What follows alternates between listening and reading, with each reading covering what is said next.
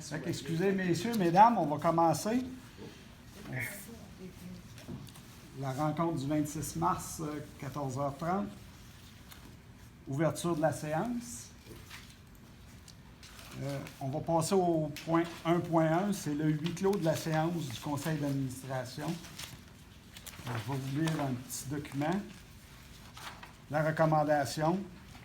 Attendu que le 11 mars 2020, l'Organisation mondiale de la santé a déclaré une pandémie de la COVID-19, attendu que le 13 mars 2020, le gouvernement du Québec adopte le décret numéro 177-2020 déclarant l'état d'urgence sanitaire sur tout le territoire québécois, lequel a été renouvelé le 20 mars 2020 par le décret 222-2020, attendu que le ministère de la Santé et des Services sociaux, conformément à ce décret, a pris un arrêt permanent aux régies intermunicipales de tenir les séances de son conseil d'administration à huis clos, attendu que Valoris veut minimiser les risques de propagation de la COVID-19 découlant de la tenue d'une séance publique, de tenir à huis clos la séance du conseil d'administration de Valoris du 26 mars 2020 et toutes celles à venir tant et aussi longtemps que l'arrêt ministériel sera effectif, de traiter des questions adressées aux membres du conseil d'administration de Valoris reçues par l'intermédiaire de l'adresse communication-valoris@hsfqc.ca en lieu et place des questions habituelles posées à la période de questions des personnes présentes à la séance du conseil d'administration, d'appliquer aux questions reçues les mêmes règles que celles prévues au règlement des régies internes de Valoris pour la période de questions des personnes présentes aux séances du conseil d'administration avec les adaptations nécessaires. Ça vous va? Oui, ça va, je vais la proposer. Parfait. Monsieur le Président, Oui. vous répétez, puisqu'on n'entend pas nécessairement bien là-bas, fait que vous répétez. Proposé par... Proposé par Steve. M. Lucier. Merci.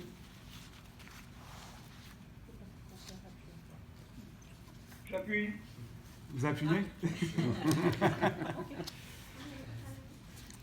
Adoption de l'avis de convocation.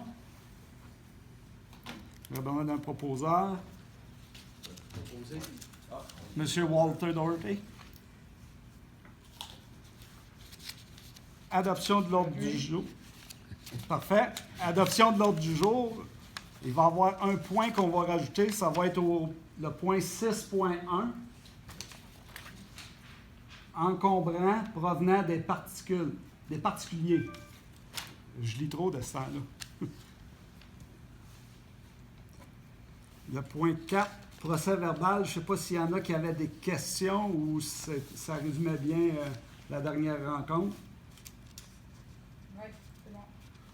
Madame Bress, Monsieur Walter. Vous n'avez pas de proposeur appuyant pour l'adoption de l'ordre du jour. Si vous en faites pour tous les sujets. Ah, OK.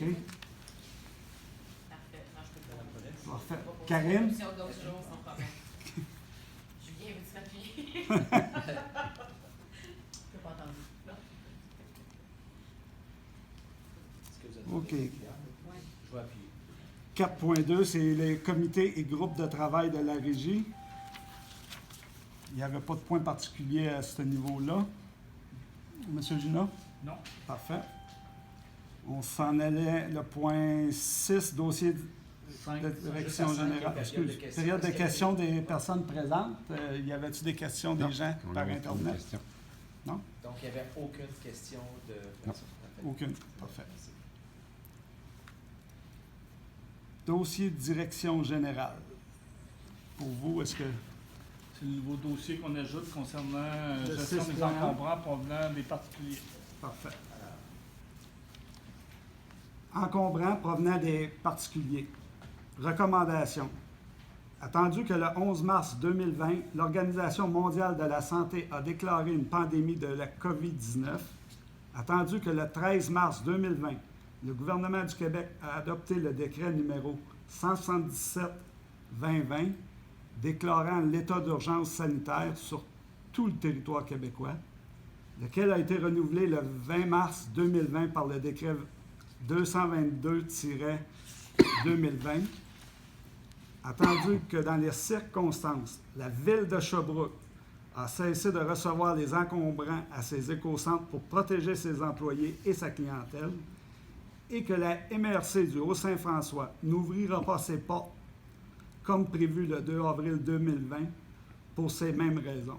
Attendu que Valoris reçoit actuellement plusieurs particuliers qui viennent porter les encombrants qui sont destinés habituellement à l'écocentre, attendu que Valoris souhaite minimiser les risques de propagation de la COVID-19 découlant de la manipulation qui nécessite ces matières et des contacts avec la clientèle et des risques pour les clients de circuler à travers les camions lourds, il est résolu d'ordonner la fermeture des services de dépôt des encombrants aux particuliers jusqu'à nouvel ordre.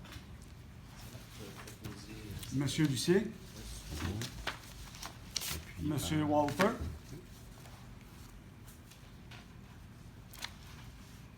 correspondance, est-ce que vous en aviez? Non. Non? Parfait. Point 8, finances. Le 8.1.1, il y avait la liste des chèques émis le 16 février au 15 mars 2020. Est-ce qu'il y en a qui avaient des questions? C'est bon? Parfait. Vous continuez avec un proposeur et un appuyant. Vous tous mieux. C'est quoi Pour- des défauts sur le place? Oui. C'est une résolution. Fait que, comme vous êtes parti Parfait. comme ça, Je vais proposer. Walter, Doherty, puis M. Lucier. Le 8.2.1, suivi budgétaire du 29 février 2020, du budget d'opération. Est-ce qu'il y en a qui avaient des commentaires ou Non, c'est bon. tout avait été répondu? Proposer. Parfait. Monsieur Lucier, Madame Bresse. 8.3.1, c'est la liste des contrats comportant une dépense de 25 000 et plus adjugée par Valoris. Proposer. Madame Bresse et Monsieur Lucier. Ouais, c'est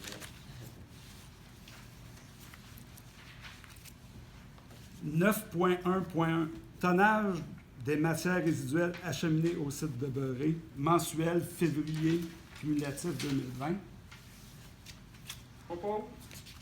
Monsieur Lachance propose.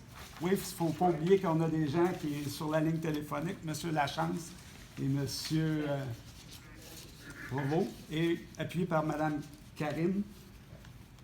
Juste vous faire un petit élément, quand on regarde le tonnage d'enfouissement, je porte à votre attention que certaines municipalités, le taux augmente, fait que je porte une attention spéciale. Bon bac, bon geste, c'est à nous. Valoris, lui, traite les matières qu'il reçoit, fait que si on fait le bon geste, mais on va détourner de la matière, et c'est ça le but de Valoris, c'est sa mission première. Ça. Parfait. 9.1.2. Processus d'agrandissement LET, demande honoraire professionnelle, ICOM, exigence supplémentaire du MELCC. Je vais vous faire un peu une mise en contexte. Première des choses, le MELCC a émis des exigences supplémentaires concernant l'étude de dispersion atmosphérique et des contraintes supplémentaires pour le traitement des eaux de l'exfoliation avec des objectifs environnementaux de rejet. Cette nouvelle exigence n'était pas connue lors de l'appel d'offres pour le contrat octroyé à ICOM. Cette nouvelle exigence et nouvelles directives du MELCC ont nécessité des honoraires supplémentaires au mandat original de LEIE, totalisant 19 993 $. Les impacts financiers...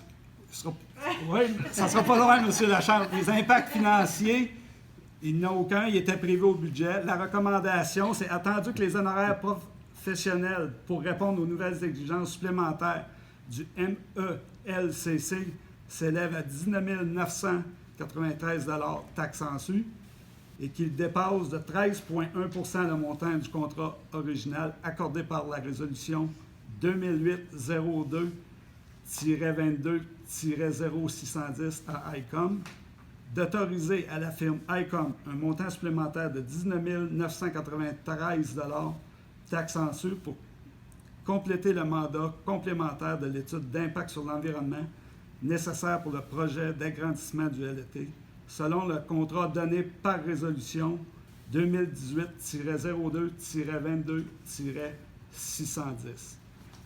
C'est proposé par M. Lachance et appuyé M. Lucier.